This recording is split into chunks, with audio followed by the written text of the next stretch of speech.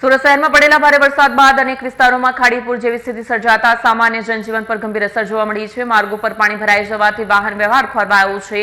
અનેક રહેણાંક વિસ્તારોમાં પાણી ઘૂસી જતા લોકોને ભારે હાલાકીનો સામનો કરવો પડ્યો।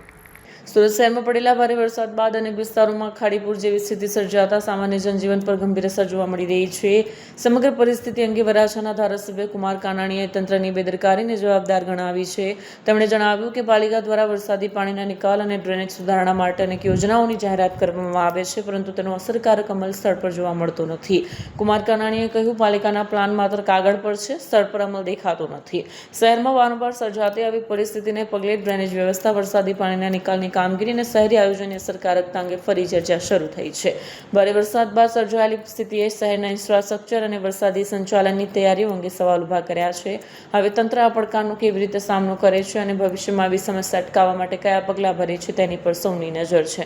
જે રીતે સુરત શહેરની અંદર અતિ ભારે વરસાદ થયો છે અને સુરત જિલ્લામાં ઉપરવાસમાં પણ વરસાદને કારણે ખૂબ ગંભીર સમસ્યાઓ ઊભી થઈ છે અને ખાસ કરીને ખાડીપુર જે આવ્યું છે એ ખાડીપુરને કારણે લાખો લોકો હેરાન પરેશાન થયા છે। લોકોના ઘરમાં પાણી ઘૂસી ગયા છે। આજે પણ એ પાણી ઉતરતા વાર લાગે એવી પરિસ્થિતિનું નિર્માણ થયું છે। ગયા વર્ષે ખાડીપુર આવ્યા પછી એમની સમીક્ષા બેઠકો થઈ હતી, આયોજન માટેની બેઠકો થઈ હતી અને એની અંદર કેવી રીતે આયોજન કરવું, ભવિષ્યમાં ખાડીપુર ના આવે એના માટેની શું શું કાર્યવાહી કરી શકાય એની વાતો અને ચર્ચાઓ થઈ હતી। પરંતુ દુઃખ સાથે કહેવું પડે કે એક વર્ષ વીતી ગયા પછી આજે એનું શું આયોજન થયું છે, કેવી કામગીરી થઈ છે, શું કામગીરી થઈ છે, કેટલી કામગીરી થઈ છે, કોઈ વાત નથી, કોઈ આયોજન નથી, કોઈ કામ શરૂ થયું નથી। અને એટલા માટે દર વર્ષે આની આ જ પરિસ્થિતિ ઊભી થાય છે। એટલે હું ચોક્કસપણે માનું છું કે વહીવટી તંત્રે, કમિશનર અને ટીમે આ ખાડીપુરની સમસ્યા કાયમી ધોરણે એનો ઉકેલ આવે અને આ સુરત શહેરને ખાડીપુરની બાંધમાંથી મુક્ત થાય એના માટેનું નક્કર આયોજન કરવું જોઈએ।